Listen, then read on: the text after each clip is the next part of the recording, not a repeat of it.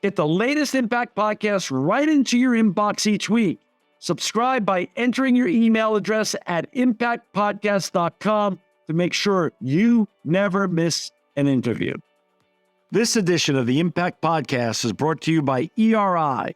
ERI has a mission to protect people, the planet, and your privacy, and is the largest fully integrated IT and electronics asset disposition provider and cybersecurity-focused hardware destruction company in the United States, and maybe even the world. For more information on how ERI can help your business properly dispose of outdated electronic hardware devices, please visit eridirect.com. This episode of the Impact Podcast is brought to you by Closed Loop Partners. Closed Loop Partners is a leading circular economy investor in the United States with an extensive network of Fortune 500 corporate investors, family offices, institutional investors, industry experts, and impact partners. Closed Loop's platform spans the arc of capital from venture capital to private equity, bridging gaps and fostering synergies to scale the circular economy. To find Closed Loop Partners, please go to www.closedlooppartners.com.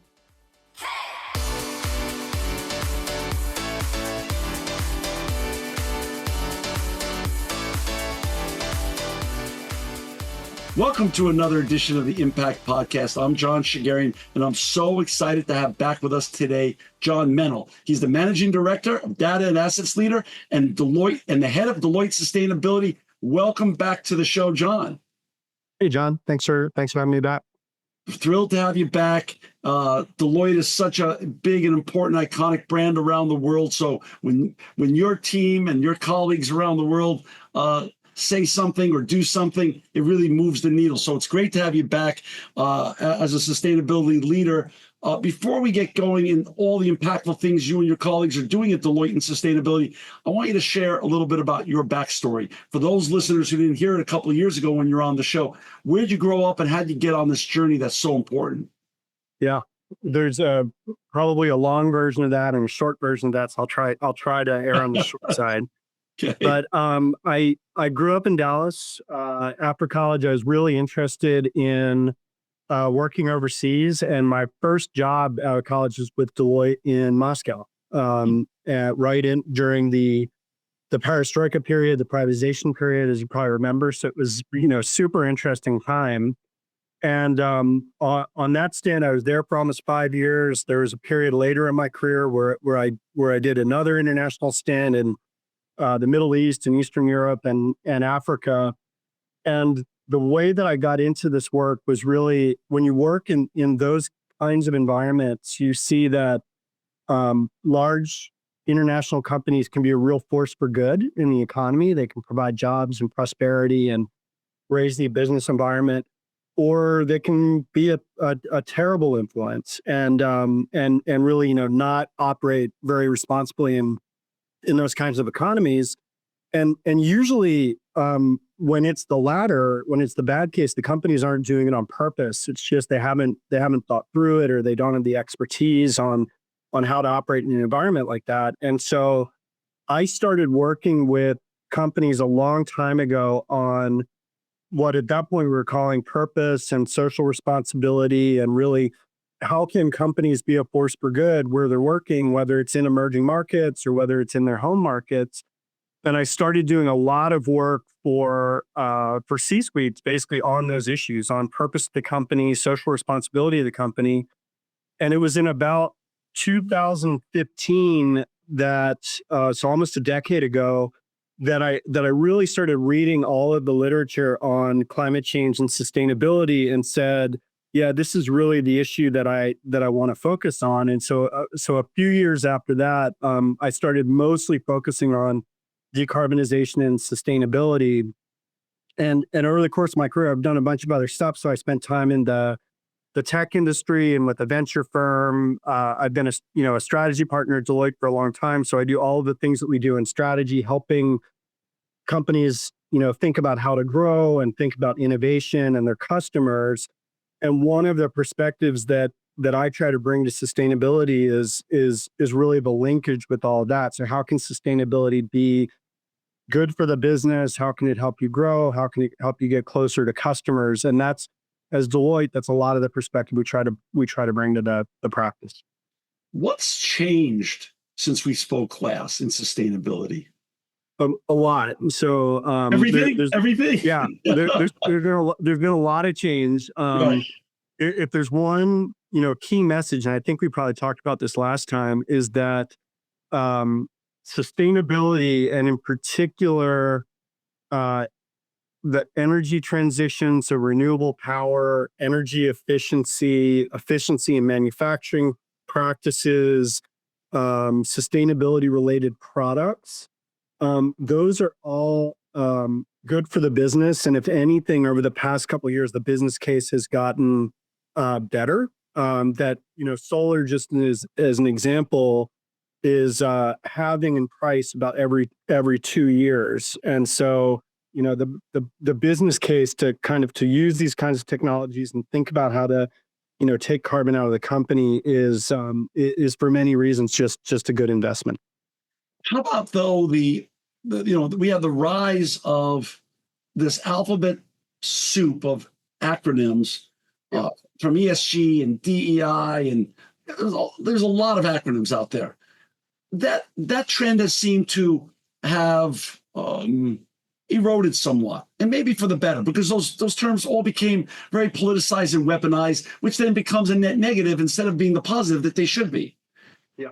Has then the trend been, let's just talk about what we're really trying to do in terms of reduce carbon emissions and the shift from the linear to the circular economy, a circular society instead of a linear society?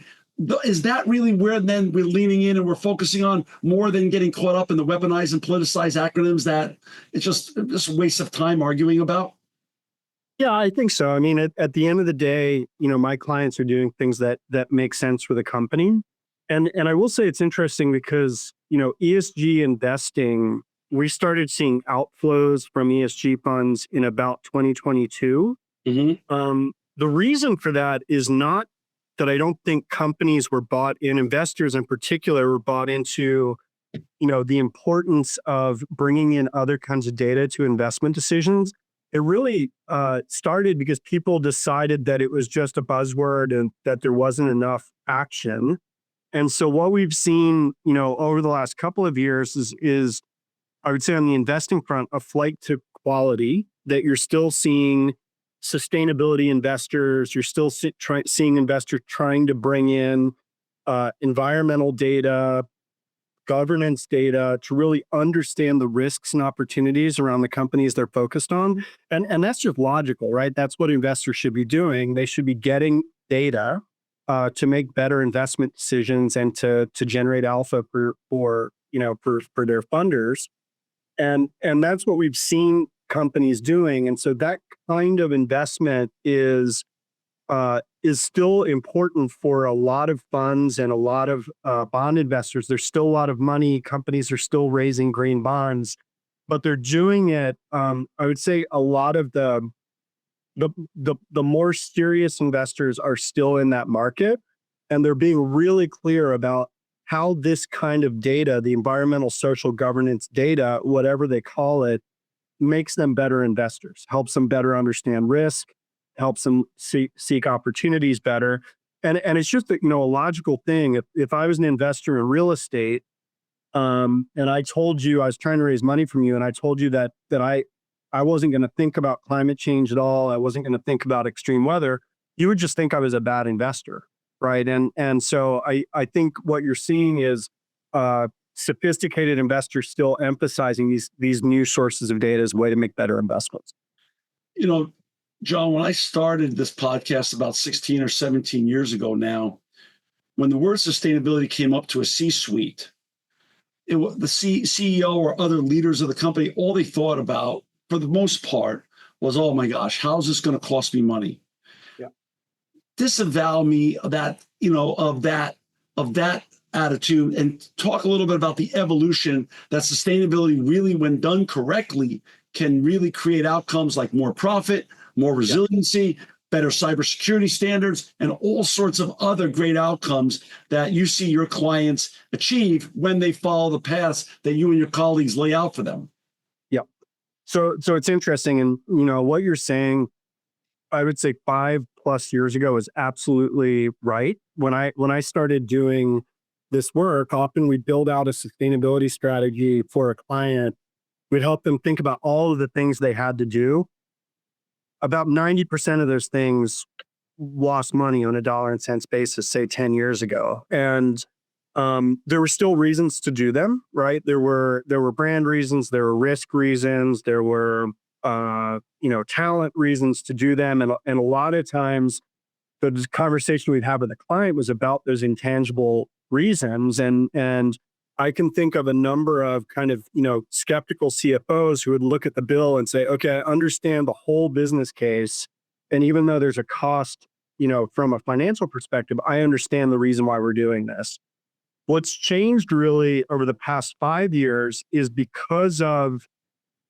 largely because of the cost curve that renewable energy is on.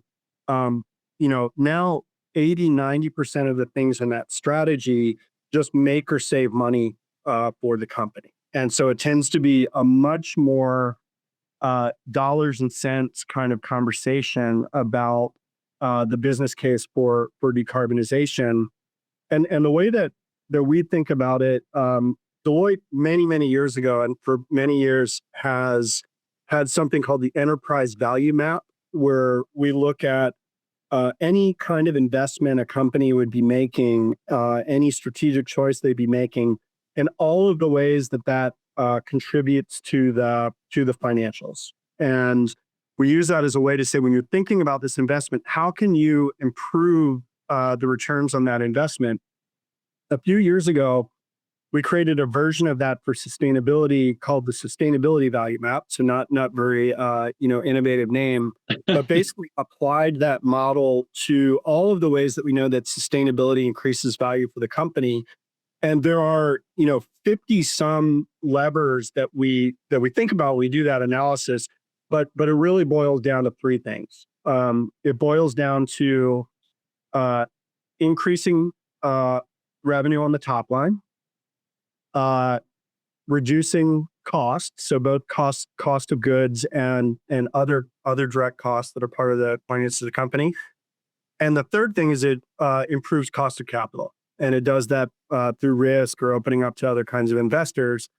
And to just say a little bit more about that, on the revenue side, we see a good business case in many industries for the customer loyalty, customer trial, and brand impact of sustainability claims on products.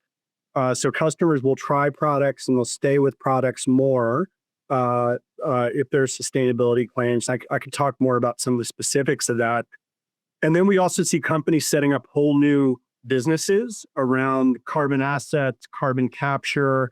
So just really thinking about energy transition as a major economic development that we're going to be part of for the next 30 years. And how do you get relatively early on in creating those businesses of the future? And that's a lot of work we're doing on that first lever, the revenue lever. On cost of goods or cost in general, they're direct costs. And we see that a lot of what you do in energy efficiency, in using more renewables, saves money. They're cheaper sources of power. When you take a sustainability lens and you're looking for how can I save energy, how can I make my processes more efficient, you also just take cost out of the business. Taking carbon out is taking waste out, is taking cost out. And so there's that whole cost lever. And then there are other indirect costs, like, for example, the cost of recruiting and retaining staff. There's very good quantitative data that sustainability benefits reduce your recruiting costs, help you engage high value staff. And so that's on the cost side. And then the third side on cost of capital, it's what I talked about before with savvy investors, managing the risk of the business and thinking about all the risks associated with climate change of the business. And then also opening yourself up to new kinds of investors. And one example are, the green bonds, which have typically have a 1,000 basis points, sometime more, advantage, because you're working with investors to manage inherent risks in the business, and therefore you can raise capital more cheaply. And so those three levers, revenue, cost of capital, is the way that, that we think about, the business case for sustainability. And that's what resonates the most when you're meeting with either existing clients or potential clients. Absolutely. Yeah. There's not a CSO anymore that I interview on this show. They all are in harmony on the issue of attraction and retention. They say it's absolutely become a great tool for attracting great talent to their companies and 100%. retaining great, because it gets them very engaged. And they really, and there's a new generation now, John, as you and I know, of young people that want to really feel like you and I get to feel every day. We get to make a paycheck and pay the bills, and there's no shame in talking about that. But we also get to make an impact every day, or make a difference in what we do. And companies dig that. That's a great part of a culture now for companies that really want to go the distance. Absolutely. And there was I was doing some work for a pharma company, and as you can imagine, a big part of the differentiation for any pharma company is the people they recruit and what that means for their R&D pipeline. Really highly educated STEM candidates who have a lot of options to choose from. When we started running the numbers on their staff engagement surveys, exit interviews, campus recruiting interviews, it was really clear that just on a dollar and cents basis, that alone kind of justified all of the capital expense for the strategy. We didn't even have to go look at those other levers, right? The business case was clear enough based on that.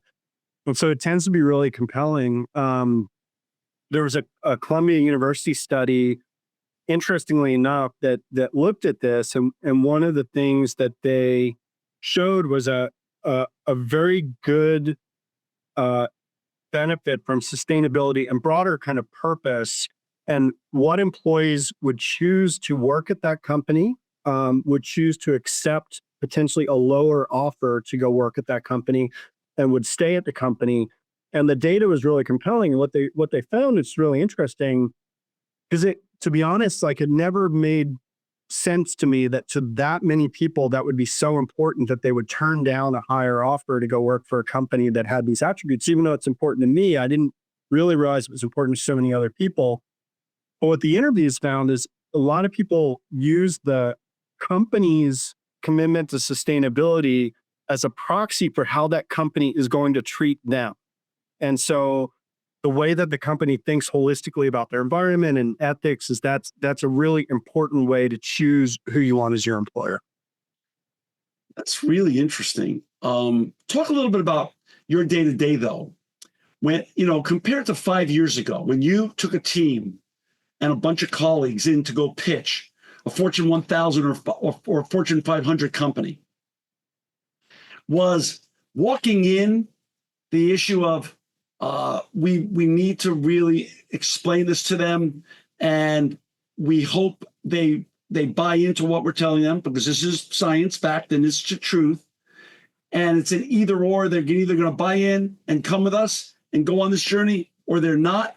And is it now, 5 years later, more that you're going in, you have a willing listener on the other side of the table, and it's not go or no go anymore. It's are they going to go with us, because I have 3 other competitors that are coming in and pitching them on a path to sustainability. So I know the brand is going to have to do this, and I know they're very interested in doing this. And is it now you sharpening your pencil in terms of how you promote and show as you said, the top 3 compelling reasons that your potential client should do this? Is that sort of the evolution, anecdotally speaking, of your client base out there that is interested in going on these sustainability journeys? There's definitely been a lot of change. What I would say is, and when you talk kind of large companies, the Fortune 500, the Fortune 1000, 5+ years ago, we were going into a lot of clients who um, didn't have a plan, hadn't set a goal, were still kind of deciding what to do. And so a lot of times the initial engagements were, should we have a goal? Should we be public about it? What should that goal be? And what will our strategy look like at a high level, right? If we're going to cut 50% of our emissions, how are we going to go do that at a really high level? And so kind of just put that plan together, and roughly how much is it going to cost us, right? And sustainability investments are interesting because they generally save operating expense.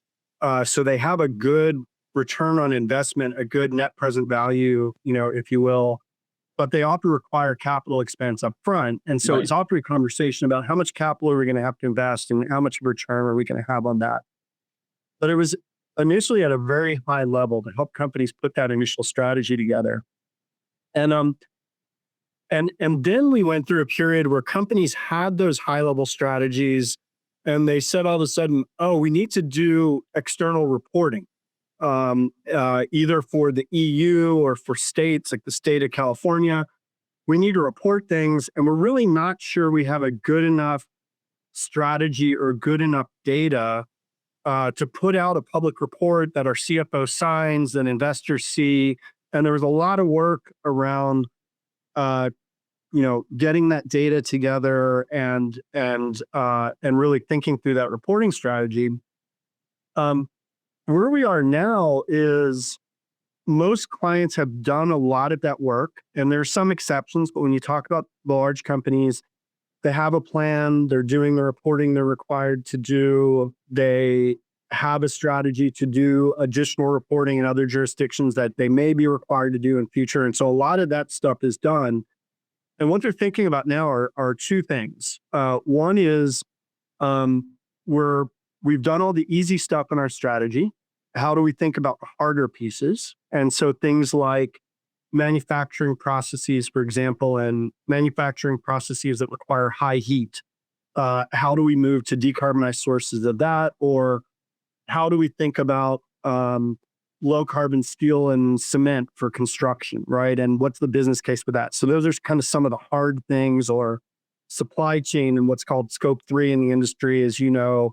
How do we deal with all of that, right? There's some pieces of the strategy that they maybe haven't gotten to yet because they're hard. And we're helping them do those, implement those pieces and really figure out those harder pieces. The other thing that they're doing is, they've made a lot of investments in technology and data, largely for reporting. And now that we've done that, we have all this other data that we didn't have before, this non-financial data. How do we use that to manage the company better, right? And so we have clients saying, we put all of this reporting data together on our carbon footprint. Could I have a custom quote for every one of my customers that says, if you use our products versus competitor B products, this is going to save you this much in energy cost, and this is going to save you this much in reporting, and have that be something that we can create automatically and have it be accurate and have it be tailored to each customer. And so those two things, the hard parts of the strategy implementation, and then also how do we use all this data to generate value? Those are the kind of the two challenges of the day that we're working with most of our clients on. Talk a little bit about pitfalls. Where do clients, left to their own devices, make their biggest mistakes that you try to help them avoid? And where can our listeners who are either thinking about going on a sustainability journey or on a sustainability journey already at their company or organization make mistakes that you could coach them here on, hey, these are things that don't work, and others have tried and they look like easy things to do, but they're going to lead you down a black hole. What's some common mistakes that people and organizations are making on these sustainability journeys? Yeah, it's a good question. I would say that most of our clients are pretty sophisticated and smart, so they're not falling into the obvious pitfalls, and we're just helping them Right. perform better.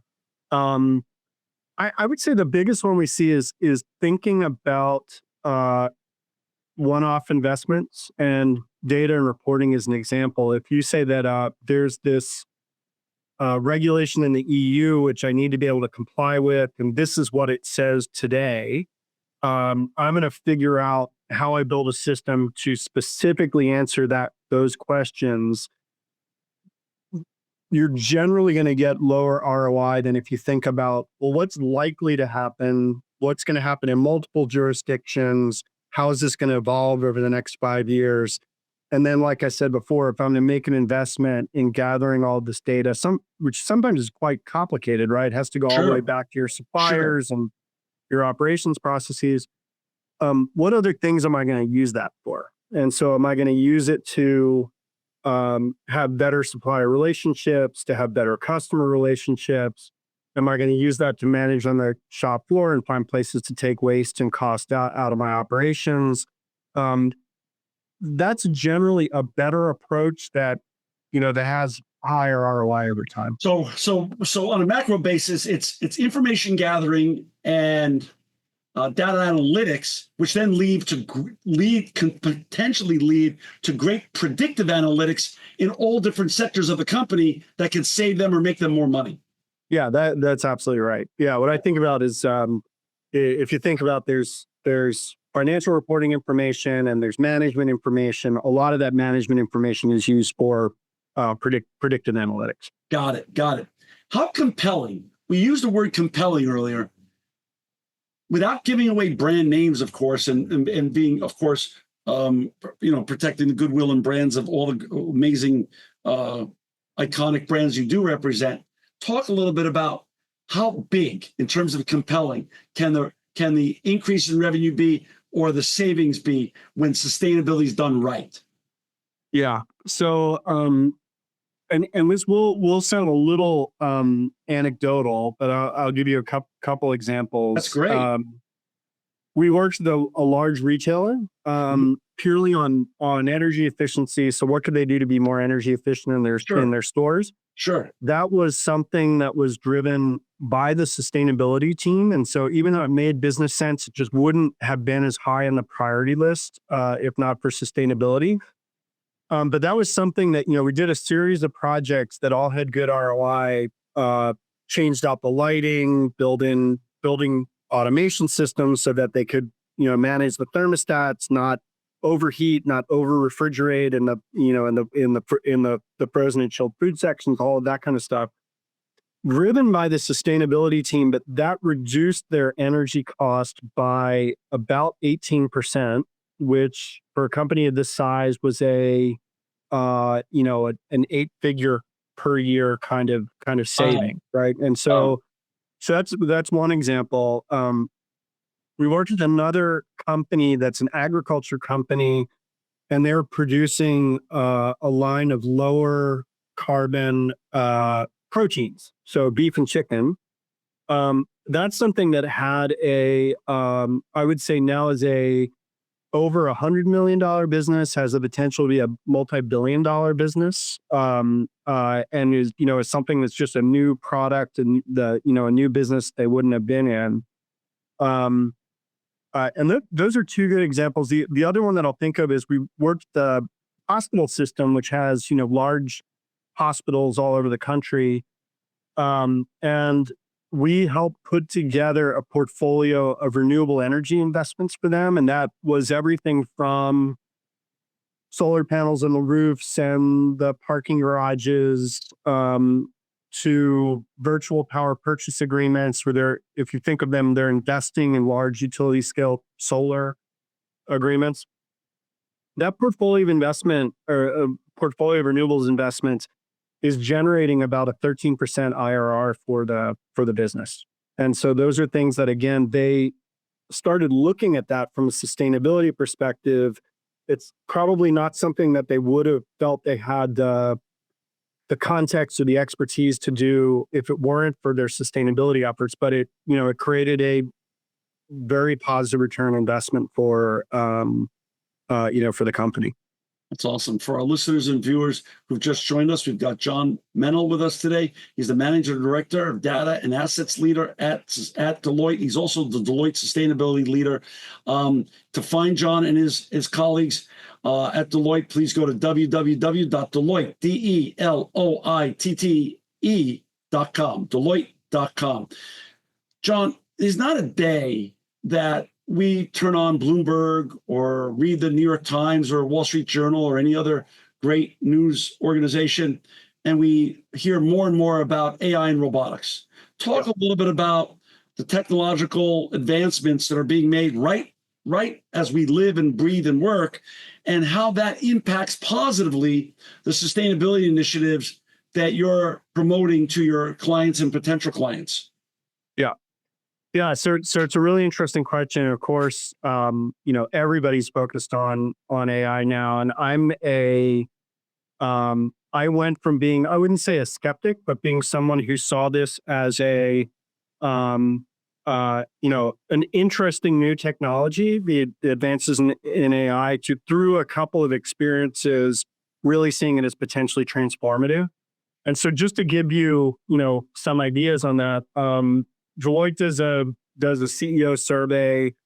The last survey found that 94% of C-suite executives indicate that AI will be critical to the success of their organizations in the next 5 years, and they're already making major investments in it. To give you an idea of the scale, and this is on the power demand side, Deloitte's renewable survey and the predictions of power generation from AI are all over the place. So you can find predictions that are all over the place. The Deloitte renewable energy, the Deloitte AI outlook estimates the power consumption from data centers is going to go from something like 60 to 70 terawatt hours today to 130 to 140 terawatt hours by 2030. So in 5 years, so a rough doubling. That is, like I said, you can find predictions that are all over. That's in about the middle, right? So that kind of doubling in 5 years of data center energy capacity is it is very reasonable, and it could be higher, right? So you have these investments and expectations from the corporate sector. I would say experiments that are starting to get bigger than that, which are really taking off and really are substantially different than what we've seen in the past and have real potential for productivity. And so then the question you asked about, how does this affect sustainability? And what you hear a lot is about the power demand, and then it's going to be negative for sustainability.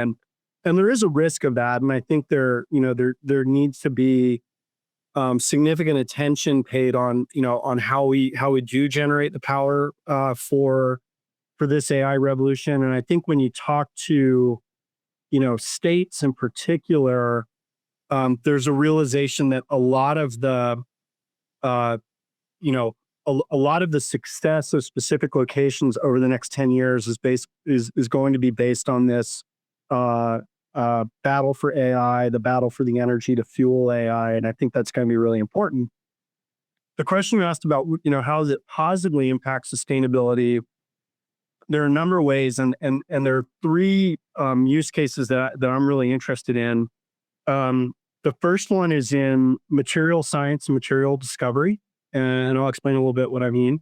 Yeah. The second is in physical AI, which you can think about as putting AI into robots out in the physical world. And then the third is in AI agents that I think we've heard a lot about. Let me give you an example of each of those. Sure. In material discovery, one of the I think the most interesting opportunities with AI is to be able to sift through a huge amount of data and test hypotheses. And where we've seen that so far is in the early models for protein folding and for pharma discovery, right? Using AI to discover new drugs. And there have been some really amazing advances there. And I think there will continue to be amazing advances. As an aside, my father's an oncologist who retired in his 80s just a few years ago. And he said his biggest regret is that he's not starting his career in oncology now because of all the innovation we're going to see, largely through AI and the understanding of genes. But where that impacts sustainability is you think about the ability to discover new materials. What's happening with battery improvement, looking at new battery chemistries and battery configurations. There are really interesting startups out there focusing on that. I talked to a startup that claims that they believe that they're going to be able to double the efficiency of the membranes in hydrogen hydrogen reaction, hydrogen pyrolysis. If they really do that, and I don't know if they really will be able to do that, that has dramatic economic perspective, potential for green hydrogen would really change a lot of industries Sure. pretty dramatically. So that's material discovery. Physical AI, like I said, is, there have been robots forever, right? We've had, not forever, but since what, the 80s, like for a Right. long time. They've mostly been in highly controlled environments, like on a shop floor, right? Where you know what's going to happen, you know who's moving around, you can stake out specific areas, you know what's coming into that area and out of that area. So it's relatively easy to develop the software to run that kind of robot in that stable environment. What we've all seen in Waymo and self-driving cars is the ability for those kinds of physical things to operate out in the complex world where there's a lot of ambiguity and things change and things move around. There's lack of um, um, you know ability to predict it. And what you're starting to see is that kind of intelligence moving into quote unquote industrial applications. And so, to give you an example, there are two German companies that are developing robots for solar power, solar panel installation, which is really important because these solar panels often weigh up to 100 pounds. So when you have people installing them, it's slow. There could be injuries. You have to have equipment for them to do it. These robots are able to operate on any kind of terrain, any kind of weather, 24/7. Because they have machine learning algorithms built in, the more they do it, the better they get at it. And the initial pilots on this is that it can cut the installed cost of utility scale solar in half, because it cuts so much labor and so much time to deploy out of it. And so that kind of physical AI in the physical world, is the second area where I see a lot of impact. And then the third in AI agents is what we're basically developing is the ability for um, large language models to interact with each other and to perform specific tasks and then negotiate those tasks with other models or other instances of models. And we're starting to see that in areas like reporting, which I talked about. So gathering all the data for reporting. We're starting to see it in supply chain a lot, in procurement. And so instead of having a human who's going out and doing a lot of these interactions, I'm going to have an AI read the contracts, read the product catalogs, go out and negotiate with the supplier, often with the agent at the supplier. And that also has the potential to really change the way we do a lot of processes in large organizations, including for sustainability, and take cost and time out. Go back to your the robot that's been beta tested that installs solar panels. I assume the converse, as they perfect that model, the converse will be true as well. That same robot or some version thereof will be able to deinstall those panels as they come to their end of life as well. Correct. Yeah. And so now I spoke to another startup that's doing the maintenance use case. So all of the automate all of the cleaning and the with sensors and then robots to do all the cleaning, and then same end of life and recycling. You'd also want to automate that. As two macro concepts, do most of the clients you work with make sure that it's part of their initiative to try to reach net zero in a relatively the shortest and most efficient time period without the wheels coming off, and also want to become much more circular in their behavior with regards to diversion and other issues with regards to circularity? Are those two of the biggest macro trends that most of the smartest organizations are now working on? I think so. There's maybe one nuance I would add to that. There's a concept that comes out of sustainability reporting called which you and your listeners probably heard of, called double materiality. Sure. And that's about how do we affect the climate and how does the climate affect us? And so the two things that you said a net zero goal and a circularity goal on the how do we affect the climate. Most companies still do have those aspirations, and I think are being held to account by their management teams and their boards to do it in a way that's creative and value creating to the company, as I talked about. And that's a lot of where we get involved and help.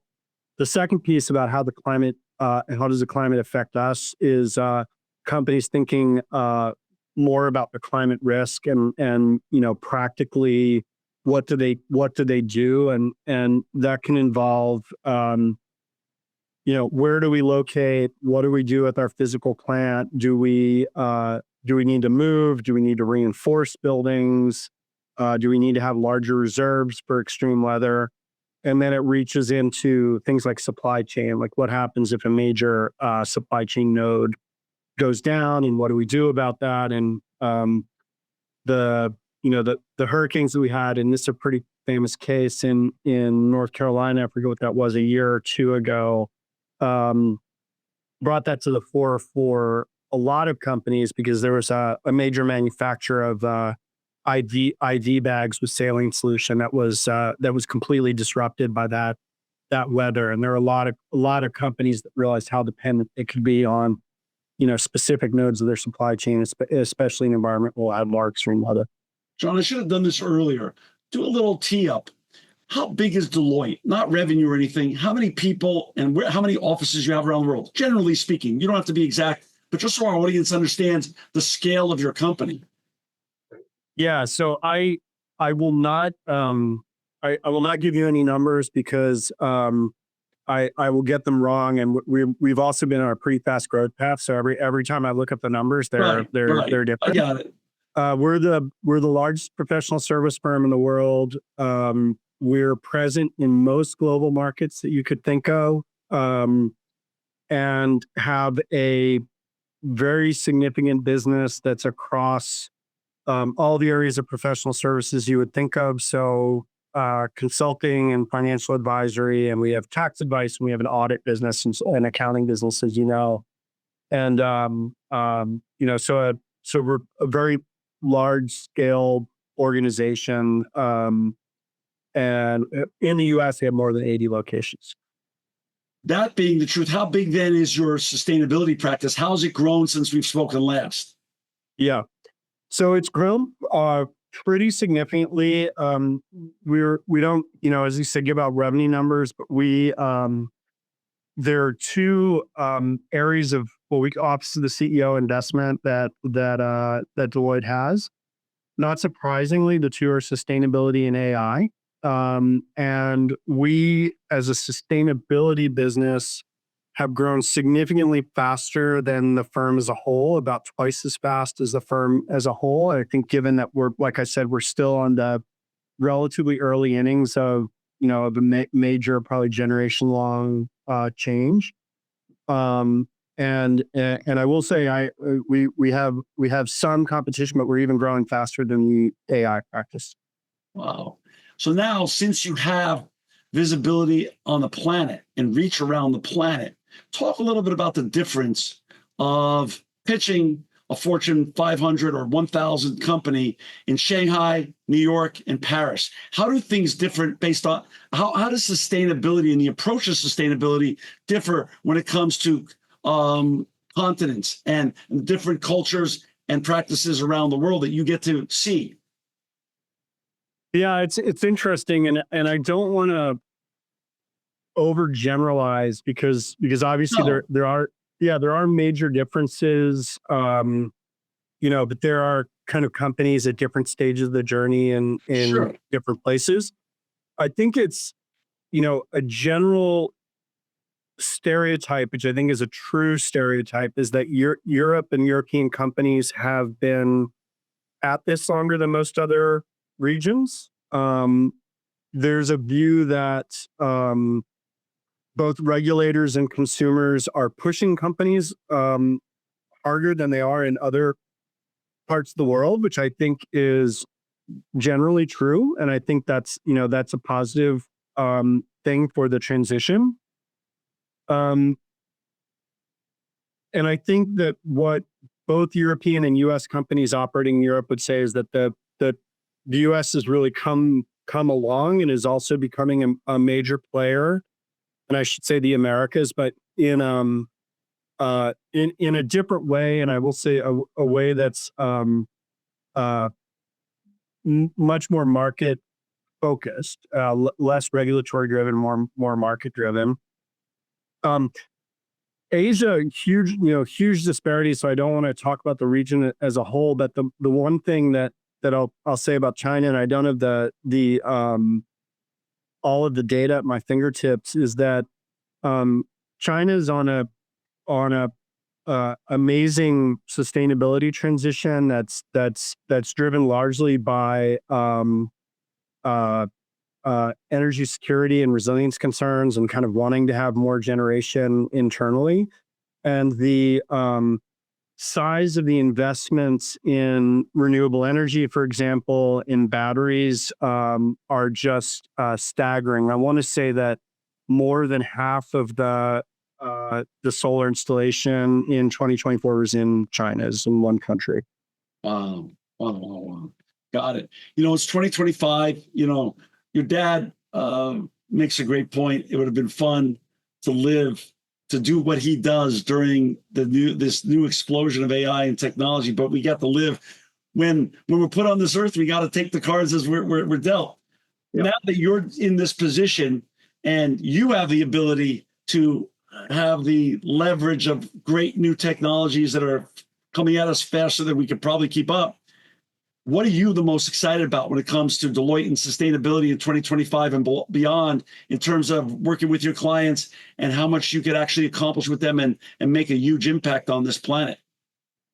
Yeah, I mean, in general, I'm excited about where things are. As I've said a couple of times, we're still at the early end of a transition, and we're right in the first couple of years of where the economics are behind us. That we have tailwinds as an industry economically. I think there will be fits and starts of the way that we develop over the next 10, 20 years, but the kind of the trajectory is pretty clear, and it's an exciting time to be involved in.